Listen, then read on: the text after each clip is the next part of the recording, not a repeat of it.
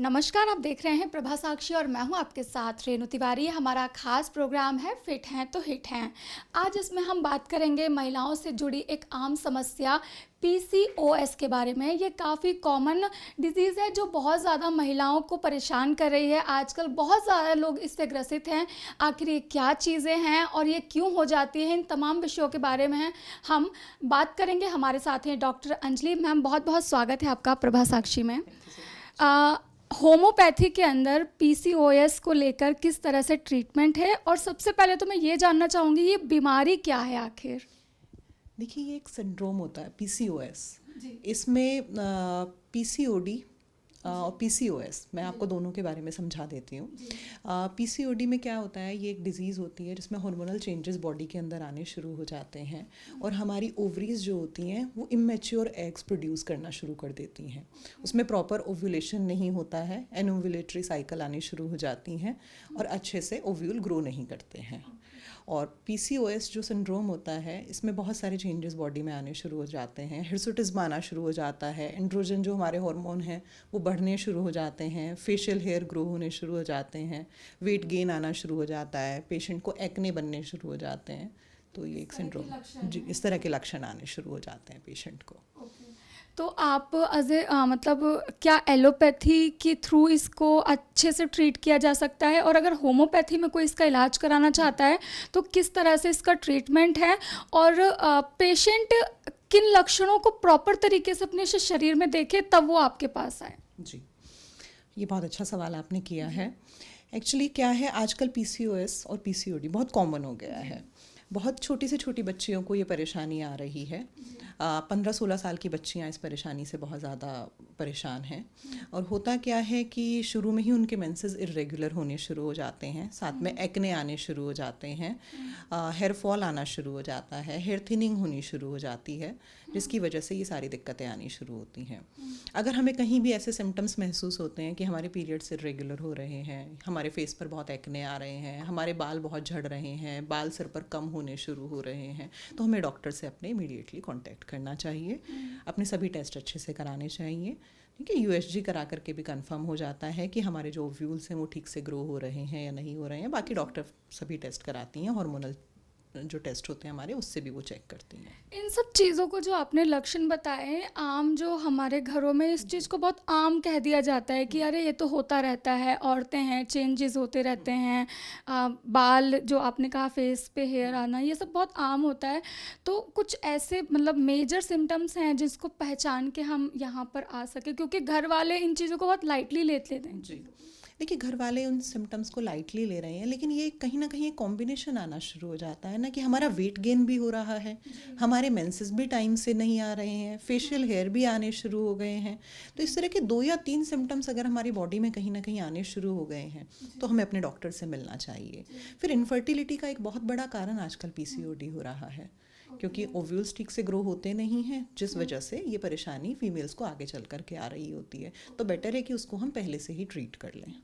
किस तरह की परेशानियां, अगर ये सही समय पर इसका इलाज नहीं किया गया तो महिलाओं को किस तरह की समस्याएं आगे, या प्रेगनेंसी के दौरान या आगे जो लाइफ में उनकी चीज़ें कैसे बदल सकती हैं? देखिए, इनफर्टिलिटी ही इसका एक बहुत बड़ा कारण है। इनफर्टिलिटी क्रिएट होती है आगे चल करके, क्योंकि और मेंटली वुमेन जो है वो बहुत सारी परेशानियां, जो फीमेल हैं हमारी, वो बहुत सारी परेशानियां उनको हो रही होती हैं, क्योंकि एक फ़ीमेल मेंटली कितना परेशान फील करती है जब उसके ऊपर सोसाइटी का भी प्रेशर आ रहा होता है, फैमिली का भी प्रेशर आ रहा होता है, और वो खुद भी चाह रही होती है कि वो माँ बने। ठीक है, और आप जानते ही हैं कि हमारी सोसाइटी का एक प्रेशर पहले से आ जाता है ना। फीमेल खुद से कब चाह रही है वो तो एक अलग प्रेशर होता है, लेकिन सोसाइटी का प्रेशर, बहुत बड़ा प्रेशर उसके ऊपर आ जाता है, तो वो बहुत परेशान फील कर रही होती है उस टाइम। और ये तो एक अलग टॉपिक हो गया, हम दूसरी तरफ जाना शुरू हो गए हैं। ठीक है, हाँ, लेकिन सबसे बड़ी परेशानी ये है कि इसको भी हम किसी दिन फिर डिस्कस करेंगे लेकिन असली परेशानी फीमेल को क्या फील होती है, उसका वेट गेन होना शुरू हो जाता है। ठीक है, वो पब्लिकली कई बार ये होता है कि बाहर निकलने में परेशान होना फील कर देती हैं, उनको अच्छा लगना बंद हो जाता है, वो डिप्रेशन में आनी शुरू हो जाती हैं। जब फेशियल हेयर आने शुरू होते हैं तो उनको तब भी बहुत दिक्कत महसूस होती है। छोटी छोटी बच्चियाँ मेरे पास आकर के शेयर करती हैं कि क्लास में भी बच्चे उनको बुली करना शुरू कर देते हैं, उनकी मजाक बनाते हैं, उनका कॉन्फिडेंस उससे बहुत लो होना शुरू हो जाता है, उससे उन्हें बहुत फ़र्क पड़ता है। ठीक है, हमारे बालों को अगर दिक्कत होती है तो देखिए बच्चों को बहुत फ़र्क पड़ता है उससे भी, कि अचानक थिनिंग होनी शुरू हो जाती है, अचानक सब दिक्कतें आनी शुरू हो जाती हैं, फेस पर एक्ने बनने शुरू हो जाते हैं। टीन एज में एक्ने कॉमन होते हैं, ये हमारी फैमिलीज में रहता है, लेकिन इसके पीछे भी एक कारण है कि हार्मोनल चेंजेस कहीं ना कहीं हमें आ रहे हैं। तो हमें अपने डॉक्टर को दिखाना चाहिए। जो हार्मोनल चेंजेस हमें आ रहे हैं, अगर हम उसके लिए सेफ़ और इफेक्टिव मेडिसिन लें, जिसका होम्योपैथी में बहुत अच्छा ट्रीटमेंट है, तो वो ठीक भी होते हैं, फिर उनके मार्क्स भी नहीं छूटते हैं और स्किन भी अच्छी रहती है। तो ये सारी चीज़ें तो ठीक है, लेकिन आखिर अचानक से इस तरह के शरीर में बदलाव हम लोगों की लाइफ में क्यों आ रहे हैं? मतलब अचानक से इस बीमारी के बारे में हम ज़्यादा सुनने लगे हैं। देखिए, एक तो हमारा लाइफस्टाइल बहुत चेंज हो रहा है। हम ये लाइफस्टाइल से रिलेटेड प्रॉब्लम है। हमारी सोने उठने की टाइमिंग अच्छी होनी चाहिए, जिस वजह से ये परेशानी आ रही है आजकल। उसमें क्या होता है कि इसके कई सारे कारण हैं। हमारा एक तो पोल्यूशन लेवल आजकल बहुत हाई है। ठीक है, खाने पीने में बहुत ज़्यादा मिलावट है। हमारे मिल्क वगैरह में भी ये रहता है कि कई बार बहुत ज़्यादा हार्मोन्स वगैरह दिए जाते हैं गाय भैंसों को भी। ठीक है, तो दूध में भी मिलावट है, खाने पीने में भी कई बार मिलावट हो जाती है, उसकी वजह से भी दिक्कत आती है। एनवायरनमेंट में भी बहुत सारे चेंजेस आ रहे हैं, उसकी वजह से भी चेंजेस बॉडी के अंदर आ रहे हैं। तो ये तो कुछ अलग फैक्टर हो गए। दूसरी चीज़ें, हमारा खुद का लाइफस्टाइल। हम कई बार टाइम से सोते नहीं हैं, टाइम से उठते नहीं हैं, एक्सरसाइज टाइम से नहीं करते हैं, हमारी फूड हैबिट्स अच्छी नहीं है, हम जंक फूड वगैरह बहुत ज़्यादा खा रहे होते हैं। तो ये सब चीज़ें भी कहीं ना कहीं हमारी बॉडी पर उसका असर आ रहा होता है। तो इसके लिए हमें अपना लाइफस्टाइल बहुत अच्छा रखना होता है। क्या ये जेनेटिक भी होती हैं कि मतलब मम्मी को थी तो बेटी को आ गई या पापा को थी इस तरह से चीज़ें? देखिए, जेनेटिक होने का चांसेस रहता है इसका। ये फैमिली में चलती हैं ये बीमारियां, कि अगर हमारी मदर को, हमारे सिस्टर को, है ना, हमारी उधर बुआ को, मासी को, किसी को अगर ये परेशानी रही होती है तो चांसेस हैं कि ये हमारी फैमिली में आगे भी आने की रहता है।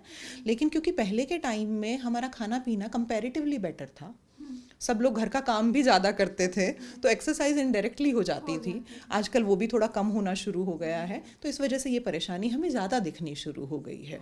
तो इसके लिए यही है कि हमें अपनी एक्सरसाइज टाइम से करनी चाहिए, अपना लाइफस्टाइल अच्छा रखना चाहिए, अपने खाने पीने का ध्यान रखना चाहिए। और अगर उसके बाद भी ये ठीक नहीं हो रही है तो फिर हमें अपने डॉक्टर से कॉन्टैक्ट करना चाहिए और अच्छे से कंसल्ट करके प्रॉपर अपनी दवाइयाँ खानी चाहिए। इसमें स्ट्रेस का भी एक बहुत बड़ा रोल होता है। ठीक है, तो इसके लिए भी यही है कि अगर हमारा कोई ऐसा स्ट्रेस जिसकी वजह से हमारे को ये परेशानी हो रही है, कोई मेजर स्ट्रेस हमें है, तो वो भी हमें अपने डॉक्टर से शेयर करना चाहिए। तो क्या ये बीमारी है, ये क्या कभी विकराल रूप ले सकती है? लाइक आप, एक तो ये नॉर्मल चीज़ें चलती आ रही हैं, ठीक है, बाल झड़ रहे हैं, नॉर्मल चीज़ें हैं, वो एक समय के बाद किस तरह से, लेकिन ये क्या विकराल रूप भविष्य में धारण करती हैं? जी बिल्कुल, आपने बहुत अच्छा क्वेश्चन है आपका। ये बिल्कुल विकराल रूप धारण कर सकती है। अगर सिस्ट कोई बहुत लंबे टाइम तक बॉडी में छूट जाती है तो वो हेमरेजिक सिस्ट में या ओवेरियन ट्यूमर में कन्वर्ट हो सकती है। तो इसीलिए हमें इसको टाइम से देखना चाहिए, टाइम से इसको ठीक कराना बहुत ज़रूरी होता है। तो हमें इसको टाइमली ट्रीट करना बहुत ज़रूरी है। तो क्या उसके भी कुछ लक्षण दिखाई पड़ते हैं बॉडी में, अगर ऐसा कोई गांठ वगैरह कुछ ऐसी चीज़ें हैं तो? जी हाँ, हमारी रिपोर्ट्स कराई जाती हैं कुछ, उसमें टेस्ट रिपोर्ट्स में फिर डॉक्टर वो कराते हैं, उससे सब पता चल जाता है टाइमली ही। और अगर ये टाइमली ट्रीट कर दी जाती है तो फिर आगे इस तरह की परेशानी आने के चांसेस बहुत कम होते हैं। अगर हम अपना सभी इन्वेस्टिगेशन टाइम से करा रहे होते हैं तो इस तरह की कोई दिक्कत आने के चांसेस बहुत कम हो जाते हैं।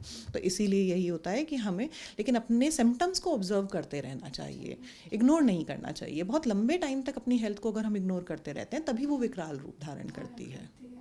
तो कुछ ड्यूरेशन क्या हो जाती हो? जैसे अगर कोई पेशेंट आता है तो आप कोई नॉर्मल, जैसे अभी शुरुआती मतलब स्टेज है इस पीसीओडी वगैरह की, तो कितना टाइम मैक्सिमम लग सकता है अगर होम्योपैथी के अंदर इसका इलाज कराया जाए? तो हम मान करके चलते हैं कि हम 3 या 4 साइकिल्स पेशेंट की ऑब्जर्व करते हैं, तो 3-4 मंथ्स में पेशेंट हील कर जाते हैं। जी।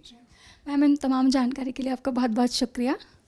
हम बात कर रहे थे डॉक्टर अंजलि से, जिन्होंने बताया है कि किस तरह से पीसीओएस और पीसीओडी जो बीमारियां महिलाओं के अंदर बहुत कॉमन होती जा रही हैं, उनका ट्रीटमेंट और कैसे आप अपने लाइफस्टाइल में सुधार करके इन चीज़ों से राहत पा सकते हैं।